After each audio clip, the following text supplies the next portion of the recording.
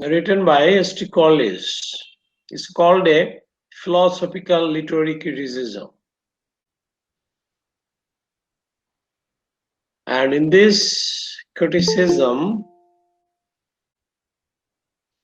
we get mainly T.S. Eliot's concept of imagination and fancy. And the most important question, এটা তোমাদের ভাই? Hello, তোমাদের কোশ্চেনটা কি এখান থেকে? 1 নম্বর কোশ্চেনটি Sir, Wordsworth's views on fancy and imagination. হ্যাঁ, ফ্যান্সি এবং ইমেজ এটা আসবে কিন্তু 99% সম্ভাবনা একদম টানা মুখস্থ করে ফেলবে। ঠিক আছে স্যার এটা কোল্ড্রিজ হবে না? হ্যাঁ কলেজেরই তো। আচ্ছা 1 minute 1 minute.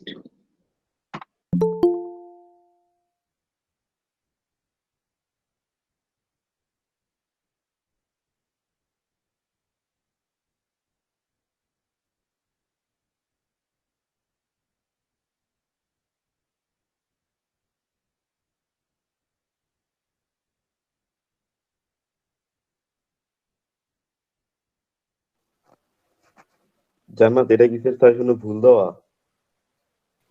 Fancy imagination কোলরিজের theory না, আর এটা কোলরিজের বায়োগ্রাফি লিটারেন ওই জায়গায় ভুলে মেবি ওয়ার্ডসওয়ার্থ লেখা। দেখ Wordsworth theory on imagination and fancy, Wordsworth এই থিওরি দেয় নাই। সেটে মানে প্রিন্টিং এ মেবি ভুল, কারণ উত্তর আবার কোলরিজ দেয়া। আচ্ছা দেখতে হবে, তার দেখি নেই।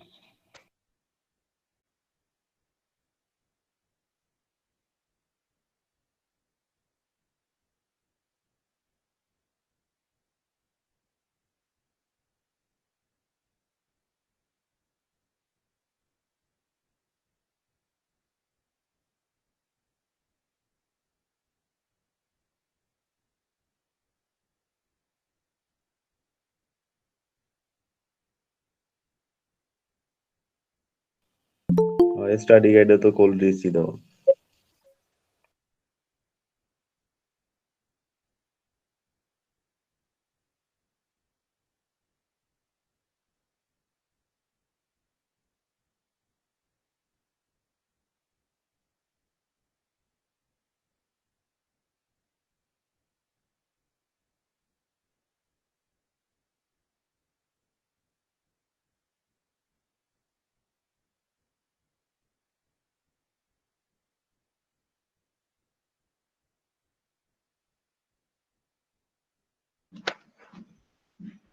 হ্যাঁ কি তোমাদের কি ভুল ছিল বলছো? স্যার এটা বোধহয় সেট সাজেশনে মানে প্রিন্টিং মিস্টেক হয়েছে sir. Describe Wordsworth view on fancy and imagination লেখা আছে, কিন্তু স্যার এটা হবে Coleridge's view on fancy and imagination. এটা ভুল লিখছে এবং এটা মোস্ট ইম্পর্টেন্ট কোশ্চেন তোমাদের জন্য, কেমন?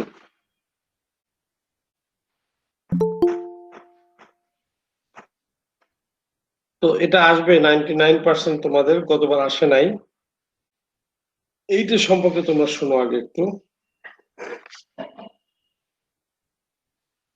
তো এখানে আর দু একটা বিষয় যেটা আছে সেটা একটু বলে নিই। একটা আছে Coleridge's concept of poetry and poem, এটা একটা প্রশ্ন আসে এখান থেকে। আর একটা আছে Coleridge's criticism of Wordsworth's concept of language and verse. Sir আপনি এখান থেকে দুইটা কোশ্চেন দাগা দিয়েছেন, তার মধ্যে আরেকটা আছে what are Coleridge's major objection of Wordsworth language of poetry. ওই তো সেটাই, ওই অবজেকশন মানেই হচ্ছে ক্রিটিসিজম, যেটা স্যার এই কোশ্চেনটা আমরা objection of Coleridge to Wordsworth poetry আর ল্যাঙ্গুয়েজ অফ পোয়েট্রি স্যার একটা দিলেই হবে না? আর ক্রিটিসিজম? হ্যাঁ একই তো, ঠিক আছে। জি স্যার।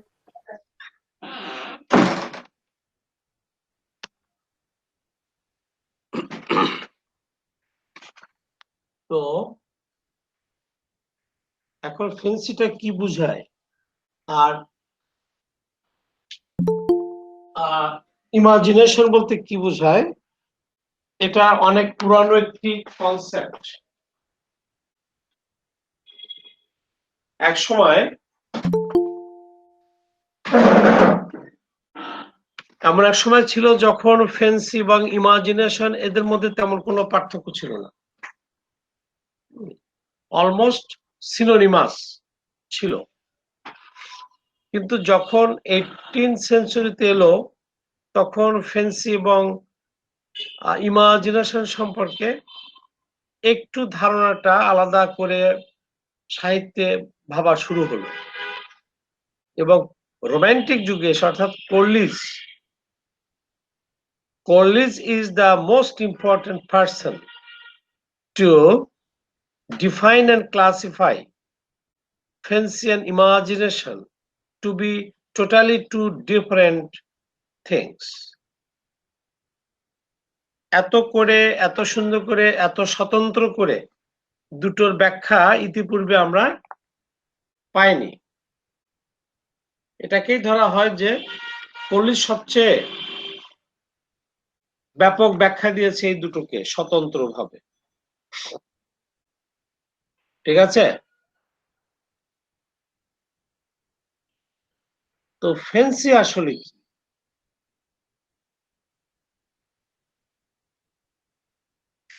ফেন্সিটা মূলত হচ্ছে আমাদের সাধারণ মানুষের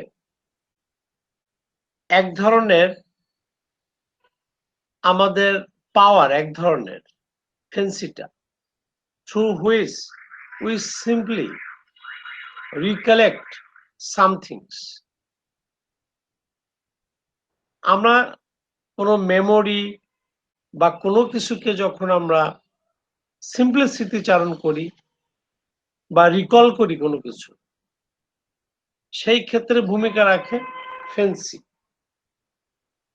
আর ইমাজিনেশন হচ্ছে মূলত যার একটি রিফ্লেকটিভ, ক্রিয়েটিভ একটি ফ্যাকাল্টি। তো ফেন্সি তাকে কোনো, এটা simple action of human mind, কিন্তু imagination is something deeper, something greater than fancy. এবং সাধারণত কবি সাহিত্যিক বা আর্টিস্ট যারা সাধারণত কবি সাহিত্যিক এবং আর্টিস্ট, এদের মধ্যে এই ইমাজিনেশনটা মূলত বেশি কাজ করে। সিম্পল, আমি একজন মানুষ, তুমি একজন মানুষ, তুমি একটা থিঙ্ক করলে, ওই সিম্পল থিঙ্কিং লেভেলটা হচ্ছে ফেন্সির কাজ। তুমি যখন ওইটার কোনো প্রোডাক্টিভ, ক্রিয়েটিভ, আর্টিস্টিক কোনো ভূমিকায় যখন যায়, তা মূলত ইমাজিনেশন হিসেবে তখন সেটা টার্ন করে। আমরা যদি কলিজের ভাষায় আমরা বলতে চাই তাহলে আমরা কি বলবো সেটা আমরা একটু দেখি। আমি একটু টেক্সটটা তোমাদের আনি দেখাই।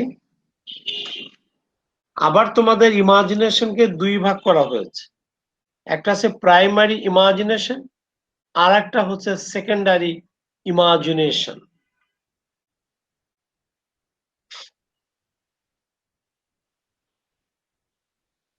একটু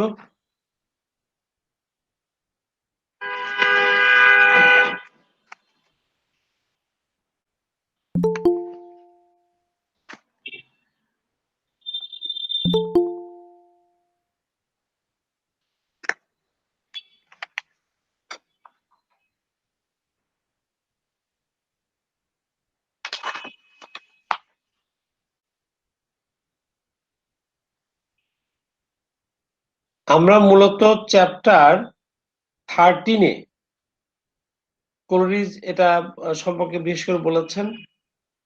তিনি বলছেন, the imagination then I consider either as primary or secondary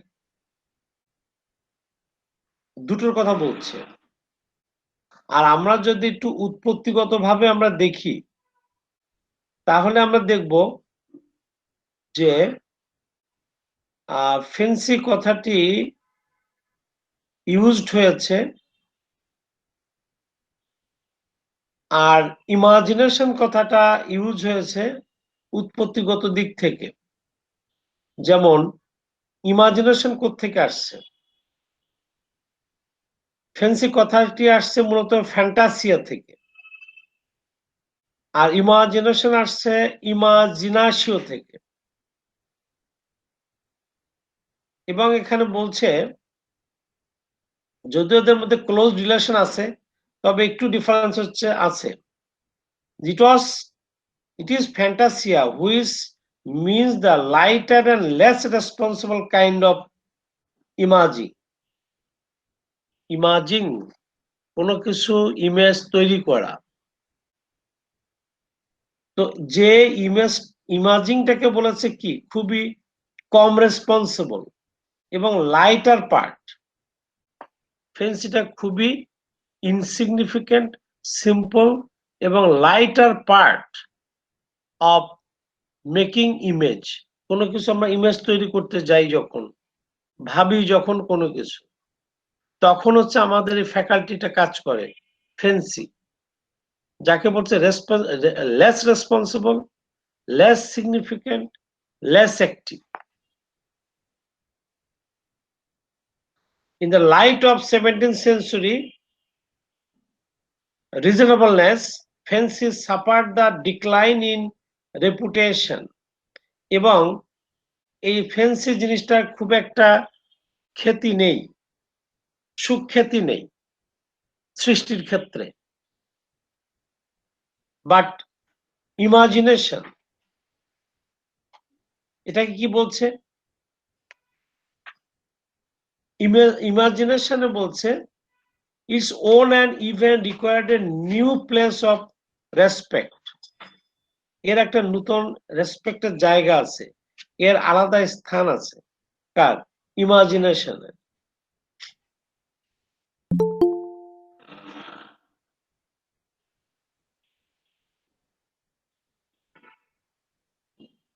তো এই হচ্ছে সংক্ষেপে ফেন্সি। ইমাজিনেশন সম্পর্কে কি বলেছে দেখো। আমরা এবার ক্লোজের কথা বলছি।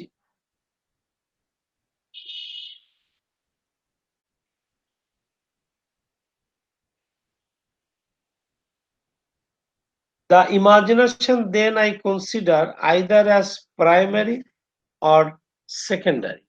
এই দুটো জিনিস হিসাবে বলছে তিনি। The primary imagination I hold to be the living power. Primary যেটাকে বলেছে ইমাজিনেশন, সেটাকে বলছে লিভিং পাওয়ার, একদম জীবন্ত একটি পাওয়ার। এন্ড প্রাইম এজেন্ট, প্রধান মূল agent of all human perception, মানুষের যে পারসেপশন, যে ধারণা, এর মূল এজেন্টই হচ্ছে imagination. And as a রেপিটিশন in the finite mind, এবং এটা পুনঃ পুনঃ এই কাজটি ঘটে আমাদের ফাইনাইট মাইন্ডের মধ্যে, এটি বারবার ঘটতে থাকে। Of the eternal act of creation, আমাদের যে সীমাহীন সৃজনশীলতা, তার মধ্যেই সেই কাজটি ঘটনার ক্ষেত্রে ইমাজিনেশন, প্রাইমারি ইমাজিনেশন কাজ করে।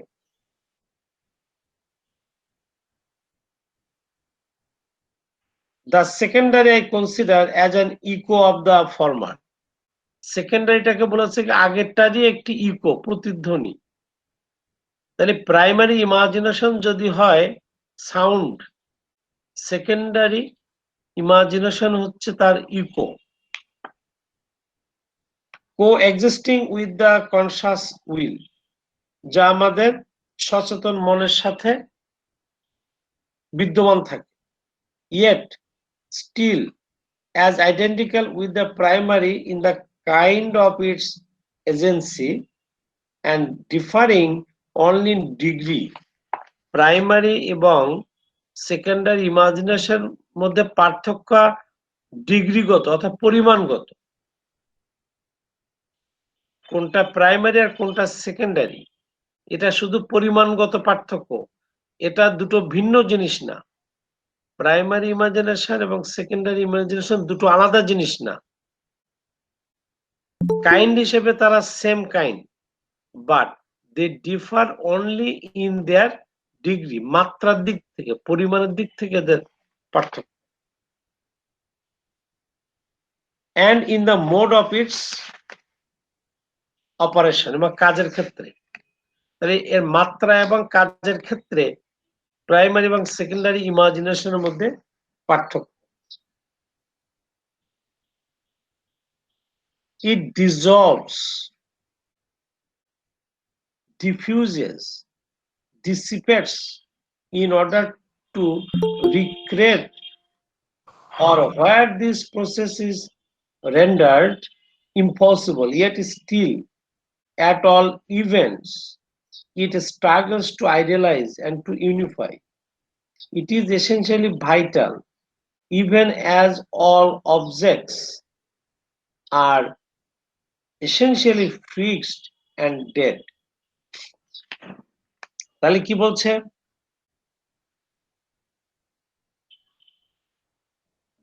প্রথম কথা তাহলে কি বললো এখানে, যে ইমাজিনেশন যেটি প্রাইমারি সেটা হচ্ছে মানুষের প্রধান এক ধরনের লিভিং পাওয়ার বলছে, এবং এটা হচ্ছে প্রাইম এজেন্ট বলছে। আমাদের চিন্তা চেতনার প্রাইম এজেন্ট হচ্ছে এই প্রাইমারি ইমাজিনেশন। আর কি বলেছে? এটা আমাদের সৃজনশীলতার ক্ষেত্রে ভূমিকা রাখে। আর সেকেন্ডটা হচ্ছে প্রথমটারই একটা ইকো, যা আমাদের কি করে প্রাইমারি ইমাজিনেশনের সাথে কেবলমাত্র কাজের এবং মাত্রাগত যার পার্থক্য আছে। এবং এটাকে বলেছে কয়েকটি কথা বলছে, ইট ডিজলভস। ডিজলভস মানে কি হয়? মিশে যায়। ডিসিপেটস, এটা একত্রীভূত হয়ে যায়। ইন অর্ডার টু রিক্রিয়েট, এটা পুনরায় সৃষ্টি করে।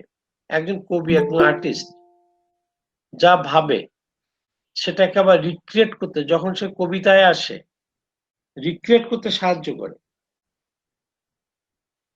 or where this process is rendered, যেখানে এই প্রক্রিয়াটি চলতে থাকে,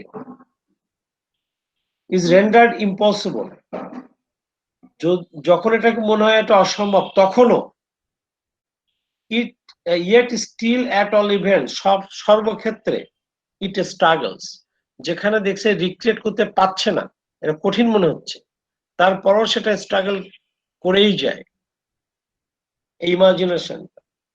এবং সে কি করে? টু আইডিয়ালাইজ, কোন একটা জিনিস ওটাকে আদর্শিক একটা রূপ দিতে গিয়ে এই ইমাজিনেশন কাজ করে। টু ইউনিফাই, ইউনিফাই মানে কি? একত্রীভূত। তুমি যখন একটা জিনিস ভাবো, ওটা খন্ড খন্ড খন্ড খন্ড তোমার চিন্তার মধ্যে যেটি আসে, ওটাকে মেকিং টুগেদার, ইউনিফাই করা, ইউনাইট করার ক্ষেত্রে এটি ভূমিকা রাখে। তাহলে এটা ক্রিয়েট করার জন্য, আইডিয়ালাইজ করার জন্য এবং ইউনিফাই করতে ভূমিকা রাখে। ইট ইজ এসেনশিয়ালি ভাইটাল, এবং এটা খুবই ভাইটাল, গুরুত্বপূর্ণ। ইভেন অ্যাজ অল অবজেক্টস, এবং বলছে এমনকি সমস্ত জিনিস আর এসেনশিয়ালি ফিক্সড অ্যান্ড ডেড, যেখানে মনে করো একেবারে কোনো কিছু ডেড এবং ফিক্সড নির্ধারিত হয়ে আছে, সেই ক্ষেত্রেও এই ইমাজিনেশন গুরুত্বপূর্ণ ভূমিকা রাখে। তাহলে এই দুই, একটা আছে প্রাইমারি আর সেকেন্ডারি ইমাজিনেশন, এটা ব্যাখ্যা দিয়েছে। ফ্যান্সি অন দ্য কন্ট্রারি, আমি কিন্তু কলেজ যা বলছে সেটা আমি টেক্সট থেকে বললাম এতক্ষণ, এখনো বলছি। Fancy on the contrary, fancy বলতে তিনি কি বলেছেন? Has no other counters to play, এর এই ধরনের কোনো কাজ নেই ফ্যান্সি। ইমাজিনেশন যেমন ভূমিকা রাখছে, to play with but fixities and definite, যা কেবলমাত্র ফিক্সড এবং ডেফিনিট, সেইটাকে কেবলমাত্র কি করতে পারে। একটু হ্যাঁ আপা আদাব, হ্যালো, হ্যাঁ আদাব আপা, হ্যালো, হ্যালো, হ্যাঁ আদাব আপা।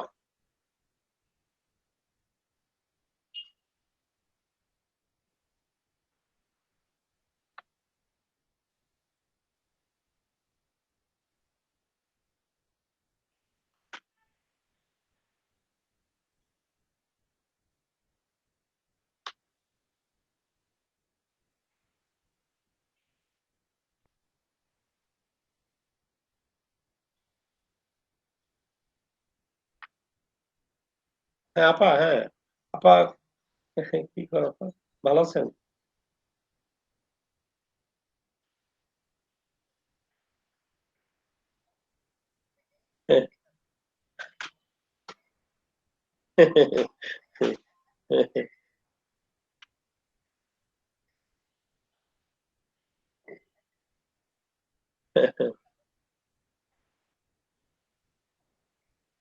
Seven colleges English group.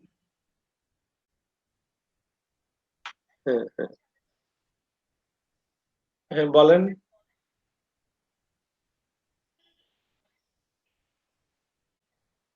বেশি ভালো হয়, বেশি ভালো হয়। আর হ্যাঁ, সেই ক্ষেত্রে আমি এটা আমিও ভেবেছি। আর এই কয়েকজন আবার একটু বলছিল যে সবাইকে, তা আমরা বললাম সবার জন্য আমরা একটা হয়তো সেভেন কলেজেস, হ্যাঁ সেটা হতে পারে ইংলিশ ফ্যামিলি, ইংলিশ ফ্যামিলি আমরা দিয়ে সেটা আলাদা।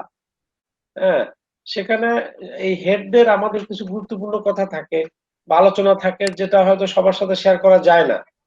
পলিসি মেকিং থাকে, আমরা বলেছিলাম এটা ডিফারেন্ট একটি ফ্যাকাল্টি, এবং যে মূলত ক্রিয়েটিভ ভূমিকা যে করে না ইমাজিনেশনের মতো, সে খালি ফিক্সিটিস, ফিক্সিটিস বোঝো, যা কেবল স্থির, যার থেকে নতুন কোনো ভাবনা আসে না, নতুন কোনো ক্রিয়েটিভিটি আসে না, একেবারে বদ্ধ কোনো কিছু নিয়ে ভাবনা, সেটা শুধু। অ্যান্ড ডেফিনিটিস, ডেফিনিট মানে সুনির্দিষ্ট কোনো কিছু কেবল সে করতে পারে। সে ইনডেফিনিট বা ইনফিনিট, যার শেষ নেই, এমন কিছু কোনো কিছু নিয়ে সে ভাবে না ফ্যান্সি। যেমন খালি তোমার একটু মনে পড়লো, এই সেন্ট মার্টিন গিয়েছিলাম, দ্যাটস ওকে। এই অনেক ড্যাফোডিল দেখেছিলাম, মনে পড়লো, দ্যাটস ফ্যান্সি। কিন্তু যখন উইলিয়াম ওয়ার্ডসওয়ার্থ আবার নতুন করে নিভৃতে নির্জনে কন্টেম্পলেশনে গেলেন, গিয়ে ওই ড্যাফোডিলসের কথা স্মরণ করলেন, করে ওই ড্যাফোডিলসকে নিয়ে নতুন করে তিনি ক্রিয়েট করলেন, আইডিয়ালাইজ করলেন, এবং তার যত ইমেজগুলো, চিন্তা ভাবনাগুলোকে একটা ইউনাইটেড ফর্মে আনলেন। এই কাজগুলো করেছে কে? ইমাজিনেশন। কিন্তু ফ্যান্সি কমন মানুষের কমন যে ফ্যাকাল্টি, চিন্তার যে অংশ, সেটি হচ্ছে ফ্যান্সি। সোজা কথায় এটা কোনো ক্রিয়েটিভ ভূমিকা রাখে না, এ কেবল ফিক্সড এবং ডেফিনিট জিনিসকে নিয়ে থিঙ্ক করতে পারে। The fence is indeed no other than a mode of memory, কেবল এক ধরনের স্মৃতি এটা, emancipated from the order of time and space। বিভিন্ন সময়ে বা বিভিন্ন জায়গায় যে সমস্ত স্মৃতিগুলো আমাদের থাকে, ওই স্মৃতিচারণেরই এক ধরনের কাজ হচ্ছে ফ্যান্সি। and blended with, যেটা মিশ্রিত, and modified by that empirical phenomenon of the will which he expresses by the word choice, but equally with the ordinary memory, it must receive all its materials ready-made from the law of association. কি বলছে এটা? আমাদের যে ordinary memory গুলো থাকে, যে memory গুলো আমাদের ফেন্সি ধারণ করে এবং সেটা রেডিমেড হিসেবে সে ধারণ করে কেবলমাত্র। রেডিমেড কেন বলেছে? যেহেতু ফেন্সি কোনো কিছু ক্রিয়েট করতে পারে না, আইডিয়ালাইজ করতে পারে না, ইউনিফাই করতে পারে না, এই জন্য ও খালি ম্যাটেরিয়াল গুলোকে রিসিভ করতে পারে। কি দেখেছিলে, কি শুনেছিলে, এইটাই খালি সে ফিক্সড জিনিসকে রিসিভ করতে পারে, কিন্তু ফিক্সড জিনিসকে নতুন করে ক্রিয়েট বা রিক্রিয়েট এটা সে করতে পারে না। তাহলে একটা কথাই যদি আমরা দাঁড় করাই, ফেন্সি হচ্ছে আমাদের একটা non creative, non artistic faculty of mind. It only helps us to have some memory, to recollect some common memory, nothing else. It can only receive materials ready-made, but from that ready-made things, it can't do nothing else. এতে আর কোনো কাজ হবে না, এটা fancy. আর imagination কি করবে? Imagination receive করতে পারবে ম্যাটেরিয়ালস, সেই ম্যাটেরিয়াল রিসিভ করার জন্য নিউলি ওইটাকে সে ক্রিয়েট করতে পারবে, নিউলি ওটাকে সাজাতে পারবে, ওটাকে একটা আইডিয়ালাইজ রূপ দিতে পারে এবং শৈল্পিক একটি ভূমিকায় রাখে। কে? ইমাজিনেশন। এখন মৌলিক কথাটা বুঝলে কিনা বলো?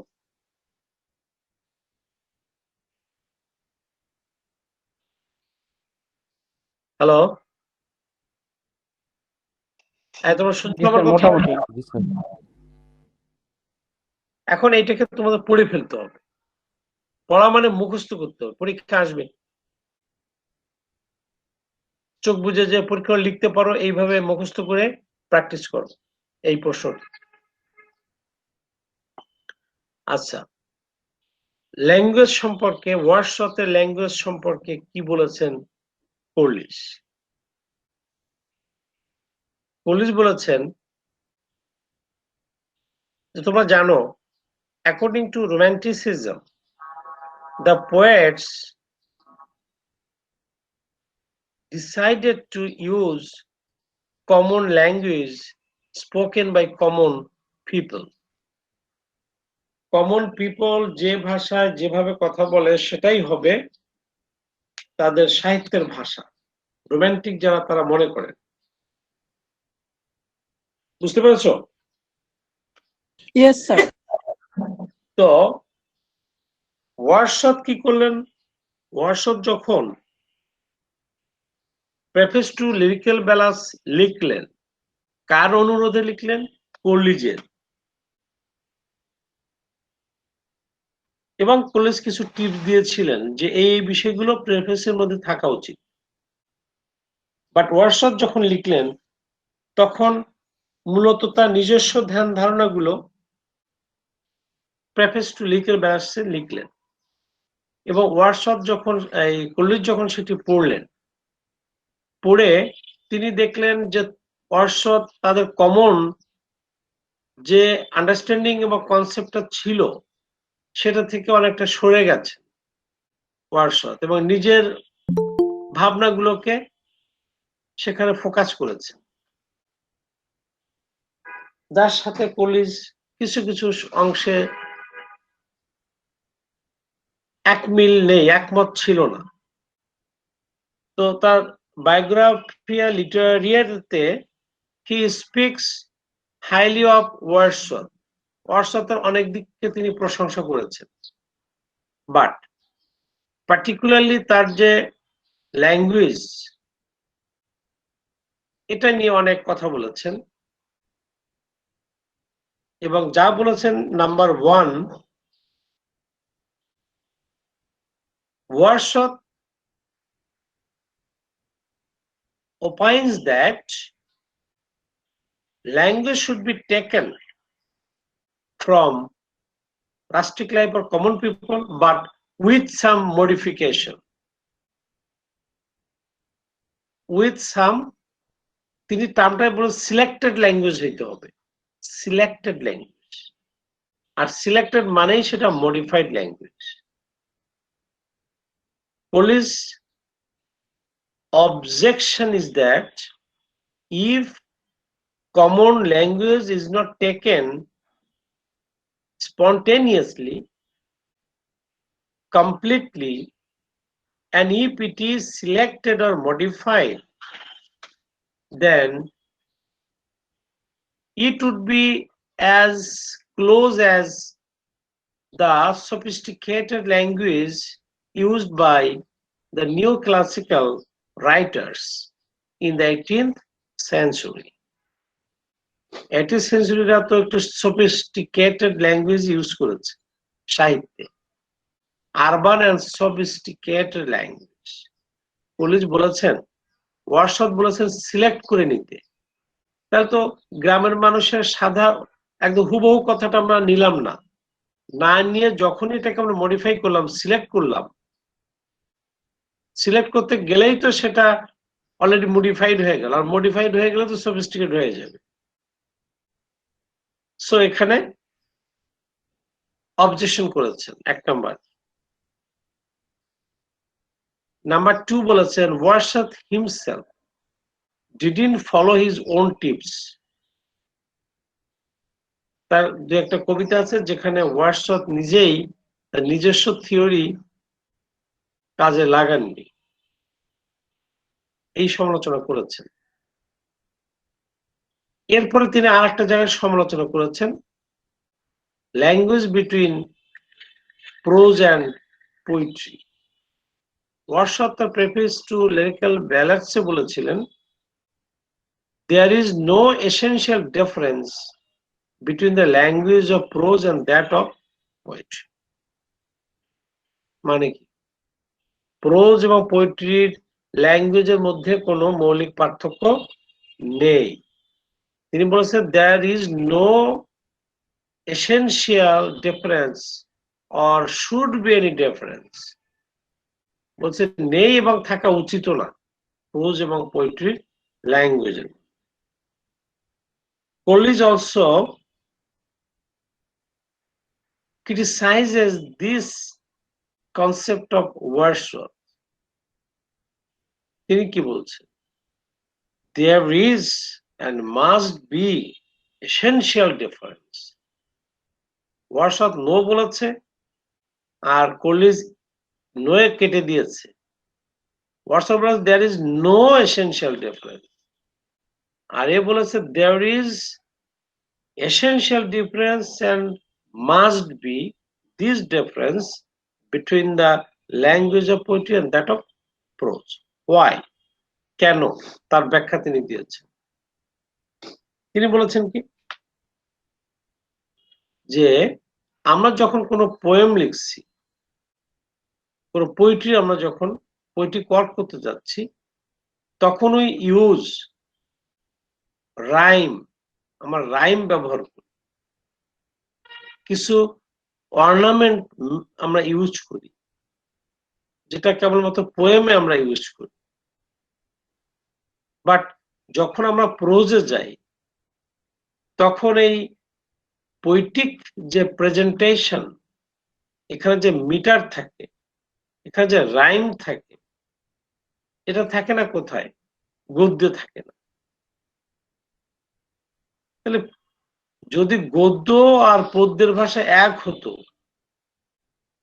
তাহলে তো সব গদ্য পদ্য, আবার সব পদ্য গদ্য হতো। বেসিক্যালি কি তাই? এই জায়গাটাতে আমরা বলবো যে Coleridge is right। হ্যাঁ, ম্যাটেরিয়াল একই হতে পারে, বাট ওটা যখন পোয়েট্রির মধ্যে ঢুকে যাচ্ছে তো ওই ম্যাটেরিয়ালসটার সাথে নতুন কিছু মাত্রা যোগ হচ্ছে যা গদ্যে থাকে না।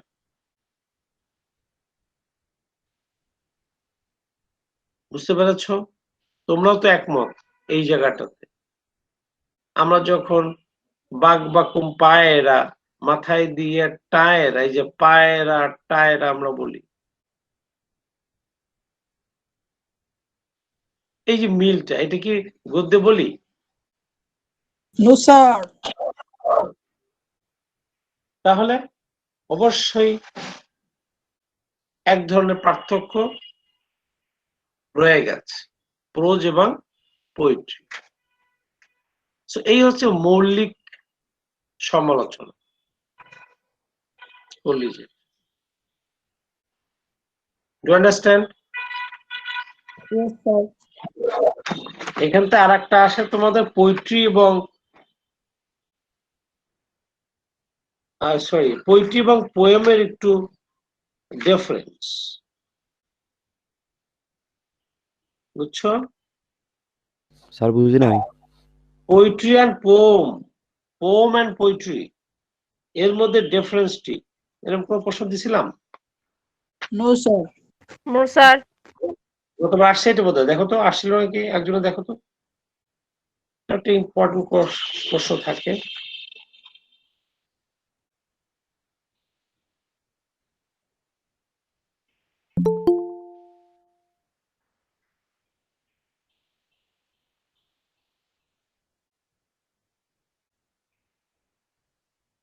না স্যার, গতবার আসেন নাই। ভালো করে দেখো, তাহলে এটা আমি দেইনি কেন? স্যার শর্ট কোশ্চেনে দিয়েছেন। শর্টে আমি দিয়েছি জি স্যার। না? আগে আমি বলো যে গতবার পরীক্ষা আসছে কিনা তো এই পোয়েট্রি পোম নিয়ে।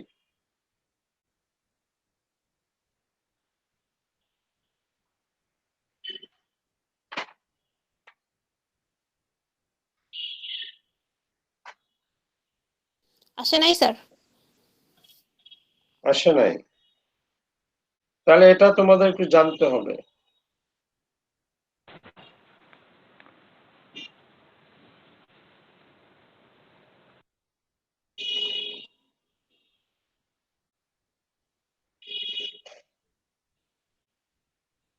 তাহলে আমরা দেখি কি ডিফারেন্স তিনি বলেছেন।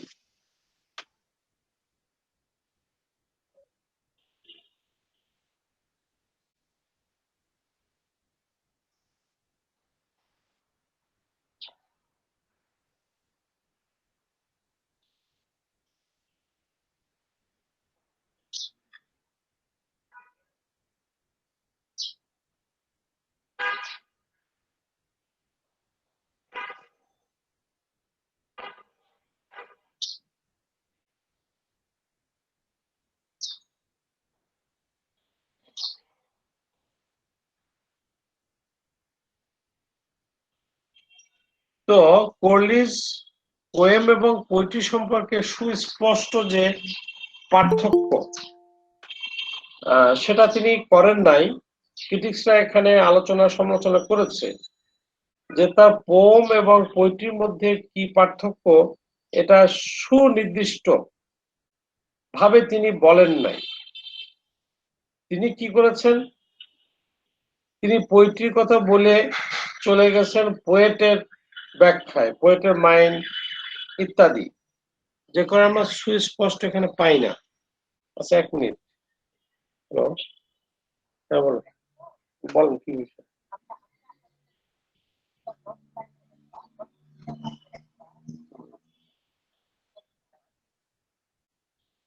একটু তালি দেরি করতে, একটু দেরি করে 10 মিনিট। হুম, হুম।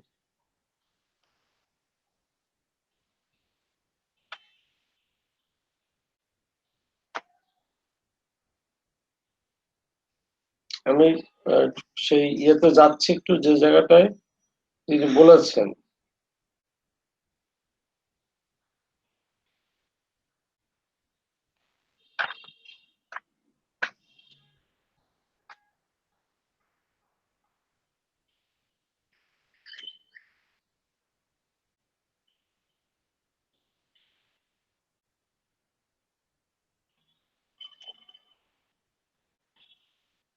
আচ্ছা, এটা আছে চ্যাপ্টার 14-এ তিনি এ নিয়ে আলোচনা করেছেন।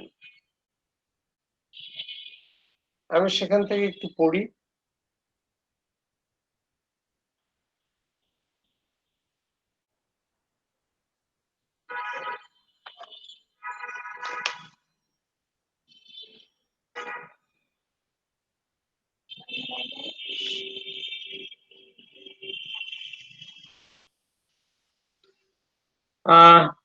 আমি 14 থেকে একটু রিড আউট করছি।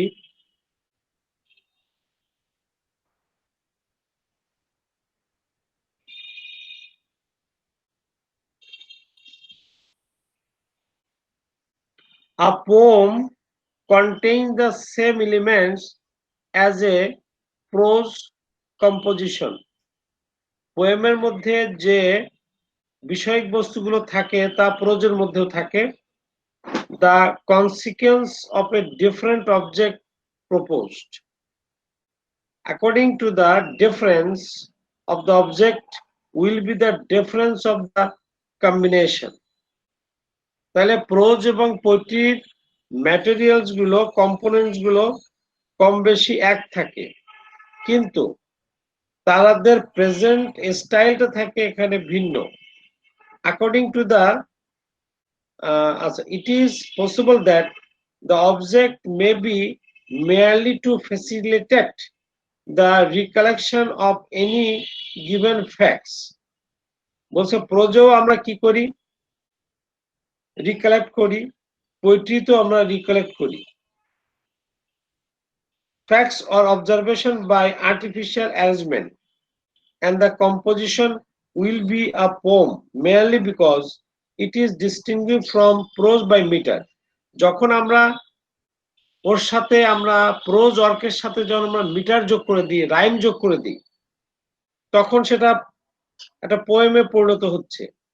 অর বাই রাইম, মিটার বা রাইম যখন আমরা যোগ করি, অর বাই বোথ কনজয়েন্টলি, একই সাথে আমরা মিটার এবং রাইম, অর্থাৎ রিদম এবং রাইম, মিটার মানে এখানে রিদম, রিদম এবং রাইম যখন আমরা দুটোকেই ইউজ করি, তখন সে পরিণত হচ্ছে কিসে?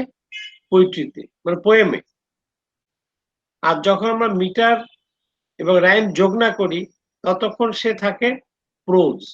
এই জন্য বলছে প্রোজ এবং পোয়েমের ম্যাটেরিয়াল সেম, বাট যখন আমরা প্রেজেন্ট করতে যাই তখন পোয়েমের ক্ষেত্রে আমরা যোগ করে দিই মিটার এবং রাইম, যা প্রোজে থাকে না।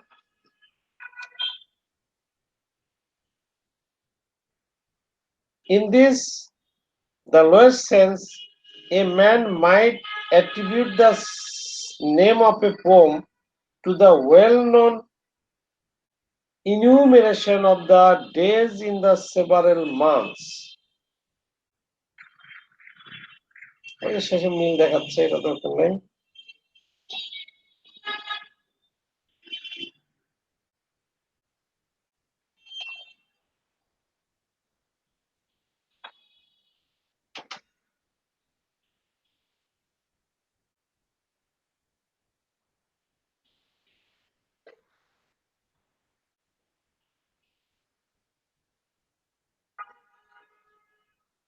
আরেকটু বলছে, আরেকটু নিচে আমরা যদি যাই, a poem is that species of composition which is opposed to works of science by proposing for its immediate object pleasure.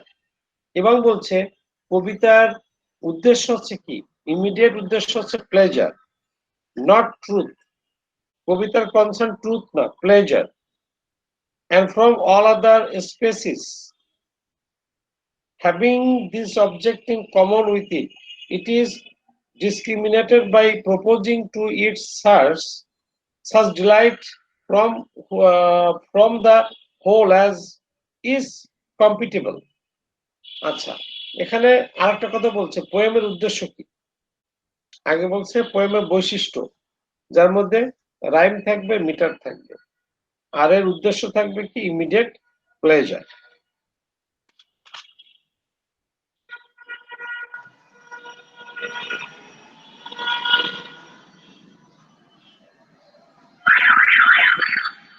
সে এতক্ষণ ধরে বলেছেন পোয়েমের কথা।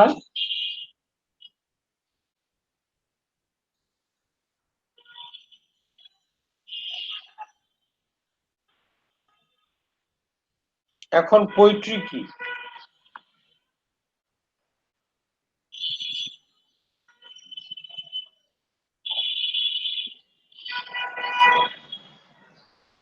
এরা বলছে হোয়াট ইজ পোয়েট্রি, নিজে প্রশ্ন করেছেন হোয়াট ইজ পোয়েট্রি বলে তিনি বলছেন is so nearly the same question with what is a poet. তাহলে পোয়েট কে, পোয়েট কি করেন, পোয়েট্রি কি, এই প্রশ্ন তিনি নিজেই রেখেছেন। রেখে কি বলছে, that the answer to the one is involved in the solution of the other, for it is distinction resulting from the poetic genius itself which sustains and modifies the images. একজন কবি কি করে, modifies the images, thoughts and emotions of the poet's own mind. The poet described in ideal perfection brings the whole soul of man into activity. কবি কি করে, মানুষের মনের পুরো কার্যক্রমটাকে তিনি তুলে ধরেন perfectly, with the subordination of its faculties to each other according to their relative worth and dignity. এবার কবির কাজে চলে গেছেন যে কবি কি করেন।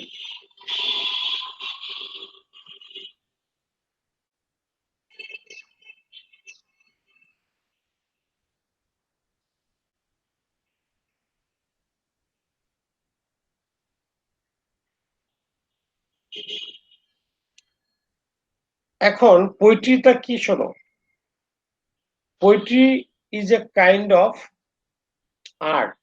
পোয়েট্রি তো art. Poetry is the art of imitation, it's a kind of imitation, তোমরা জানো। এবং পোয়েট্রি বললে ইট ডাজেন্ট অনলি মিন পোমস, কিন্তু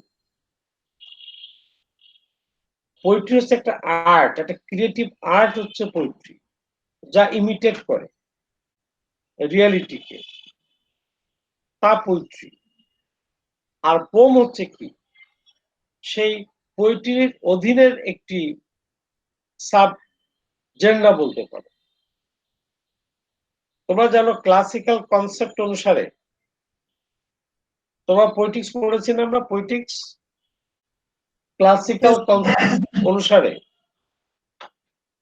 পোয়েট্রি বলতে কিন্তু poetry includes all kinds of art and literature, যত সাহিত্য শিল্প আছে সবকিছু মিলেই হচ্ছে পোয়েট্রি। এটা একটা অ্যাবস্ট্রাক্ট একটি concept poetry, it's an art. আর পোয়েম হচ্ছে কি, a kind of metrical composition. আমাদের কিন্তু একটা কমন কনসেপ্ট আছে যে পোমকে বলি আমরা সিঙ্গেল, আর পোয়েট্রি যখন বলি আ পিস অফ পোয়েট্রি বলা যাবে। পোয়েট্রি কিন্তু কাউন্টেবল না, poetry is an abstract concept, এটা কাউন্টেবল না।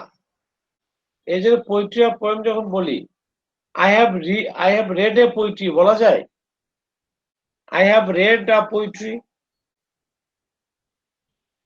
Is it right না wrong? Wrong, sir. কারেকশন কি হবে? A piece of poetry. অথবা I have read a poem বলা যাবে, অথবা I have read a piece of poetry। এই piece of poetry বলছে কেন?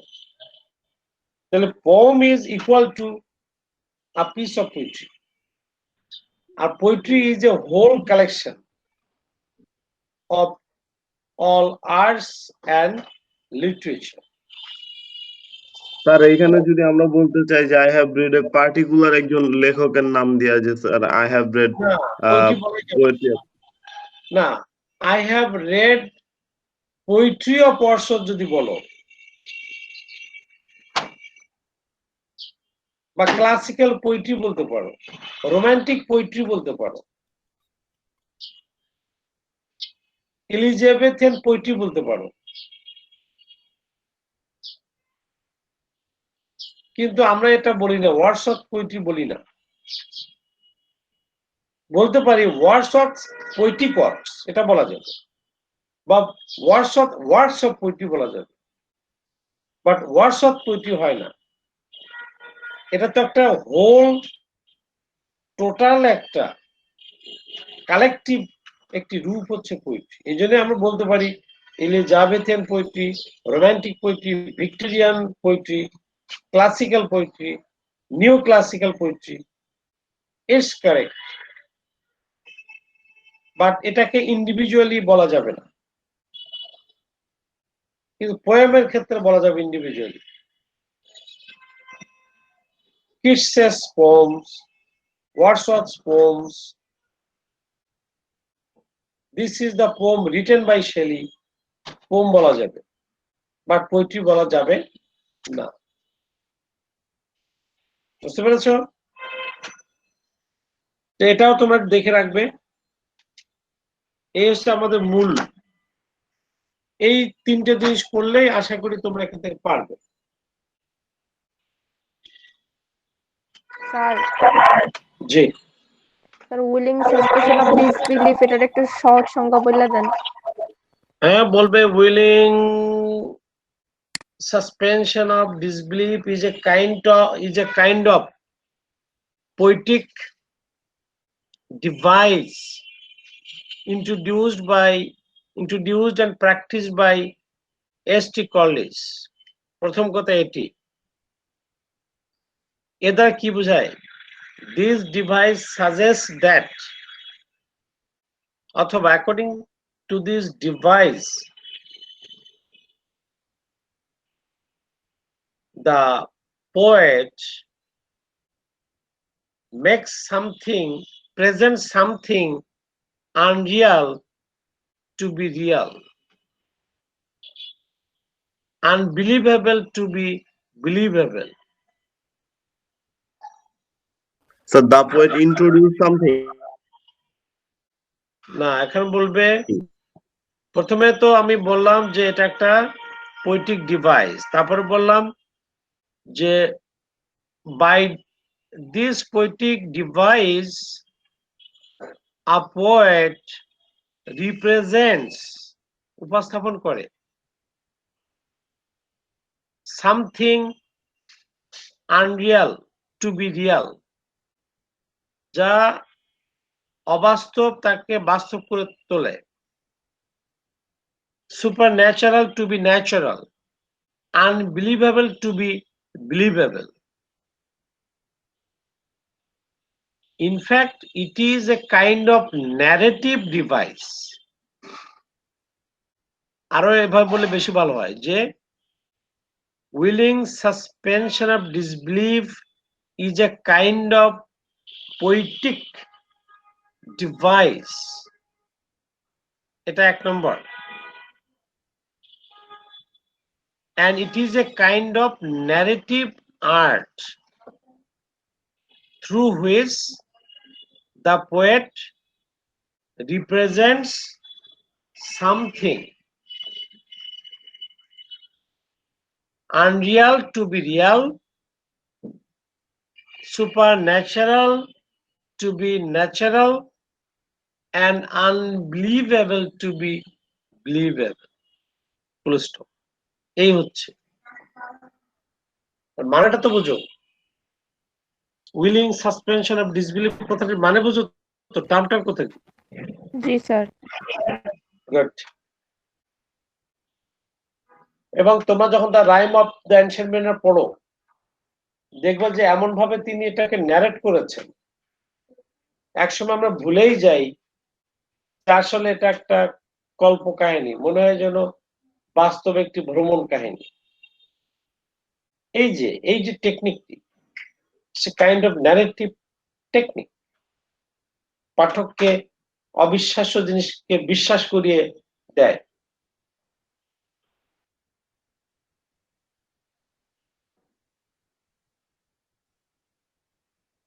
তো ঠিক আছে।